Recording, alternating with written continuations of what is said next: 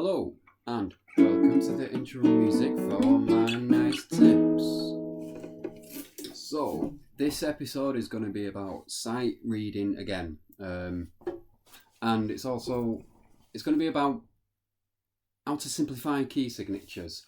So, we're going to be simplifying the key signature so it's a little bit easier to understand for people who think in terms of numbers of semitones, like guitarists. If you're a guitarist or a fretted instruments player, you might realise that you think a little bit differently in music, about music. Transposing things can be a little bit difficult because you're not used to it because it's so easy on a fretted instrument.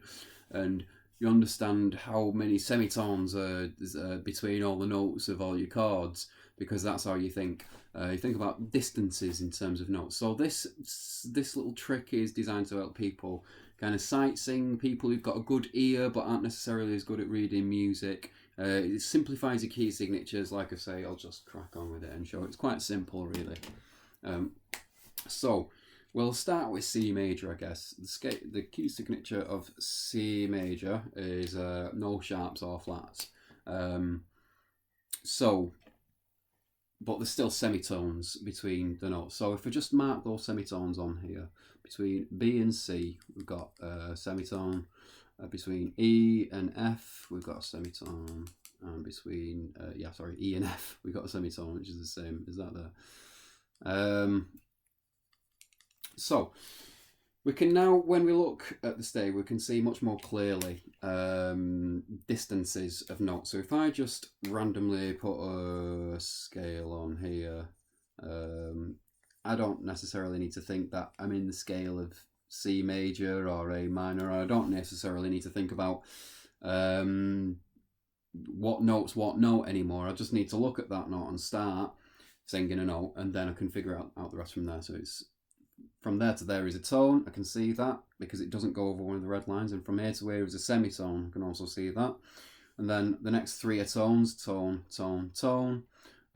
This from there to there is a semitone because it goes over this red line, tone, tone, and then semitone at the top there. So you might notice that in the case of these this tritone here, I should say, the three da da da da da da da da.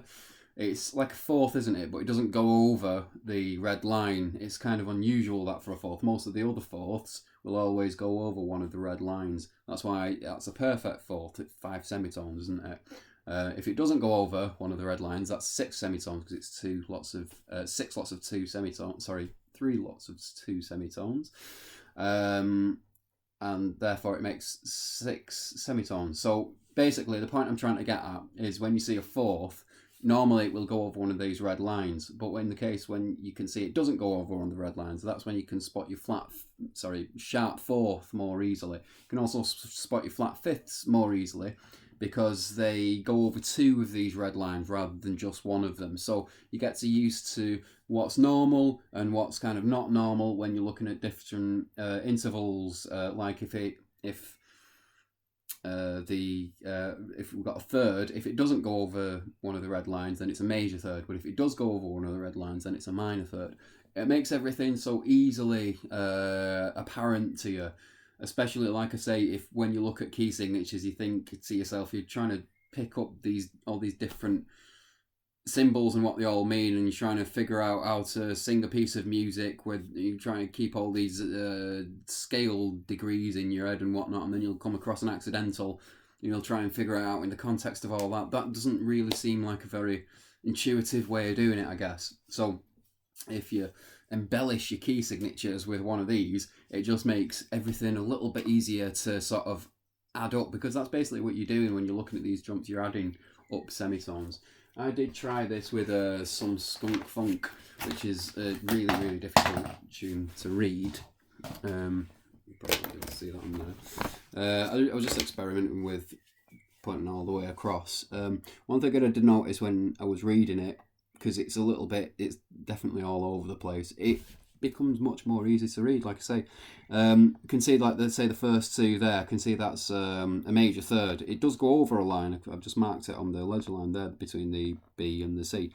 But we can also see that it's a B flat. It's flattened, so it adds another semitone to it. So it would be 3, but it's another one's been added to it by that B flat there. Every distance that I look at, it's immediately apparent, like between there and there is a minor third. Oh no, it's a major third because it's a B flat in front of it. It just sort of jumps out to your eyes quite a bit quicker. I've not like done this quite a lot when I've like been doing sightseeing. I guess I don't do much sightseeing, but it does help for it enormously. And if you can imagine, if you've got a difficult piece of music and you're just trying to figure it out from the music, you know, the best way of doing it is just reading it, sightseeing it, I guess. But one thing you can do to make it a lot easier, if you find that this makes it easier, is because it's so unintrusive. You can have a difficult passage and you can just stick the little lines in like that, and it just makes it all so much clearer. So I think this is a really good trick. I think you should all try it and tell me what you think about it. And if you have any questions, I also think you should ask me them. Right, so I have done all the key signatures on here for you, just in case any of them aren't quite clear. Oh, actually, there's one more thing. I was going to show you how to figure out how to do these things. Just one more thing. So, how to figure out where to put the lines is pretty simple. It's between B and C. Normally, if you're in the key of C major, if you're in F major, then it's just one flat. I'll just show you when you've got quite a lot of sharps or flats, just look at the last two. So I'll say F, C, G, D. All you have to do is look at the last two, because that's where the semitones kind of occur. It's where the notes, the last notes have been pushed up. So whatever is above the last two sharpened notes is going to be a semitone away from that note. If you generally get taught this when you learn key signatures anyway, or you should do. But basically, yeah, the key of this is the key of E major, and yeah, that's not actually important what key it is. It's just where the sharps are. So we know that's between D sharp and E in this case, and we know it's between I'm sorry, I've written that right. F C G, yeah, sorry, G. G and A. So we know that the occur there between the D and the E is also there. So that is the marking, if you like, for this key signature. If we I don't know, do a 3 flat key signature: B flat, E flat, A flat. Oh, awful these. If you think about it, the semitones are going to be one where, if we look at the last two flats, they're going to be just underneath those two. So B flat, E flat, B flat, E flat, and A flat. If we look at E flat and A flat, we know that E flat is going to be just above the note below it, which is D. So between D and E flat, there's going to be a semitone, and between G and A flat, there's going to be a semitone. So there's the little marking for that key signature. This tells you as much information as the key signature does if you're a kind of guitarist, or if you think about that way. The key signature tells you which notes to play, but this just tells you the distance between all the notes, which is far simpler to think about. And I'll just put this one on here. The D, between the D and the E there, between the D and the E there, just to finish it off before I rub it all away. Actually, no, that'll do for that. So you just look at the last two and figure it out from there, and it kind of, you know, makes sense. If you can't make sense of it, just ask us questions or whatever. This is all the key signatures with the corresponding where to put the things and stuff. I'll just check it out a little bit as well, just in case it's not in shot. So pause it, maybe have a look at it in case you can't figure any of them out, or in case you want to just make more sense of it. So yeah, that's the circle of fifths, obviously, and the top three I have extended to the first two ledger lines either side of the stave, and then the rest of them I've just stuck to where the actual stave lines, and just put the red marks on there. Don't forget, you can just do it as a little mark, or you can do it as going right across the stave, so you can't be any more clearer, but then it can look a little ugly. I think that's it. Rather than carry on waffling on, I think that works for this video, doesn't it?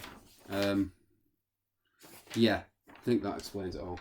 So any questions, put them in the commentary boxes, and until next time, or not, subscribe to my YouTube page or YouTube channel, and not as well. And I've got a Patreon, but I also haven't. Make sure you have a nice time and tell all your best mates that I've got nice tips, and also don't do that. And I'll see you next time. Bye.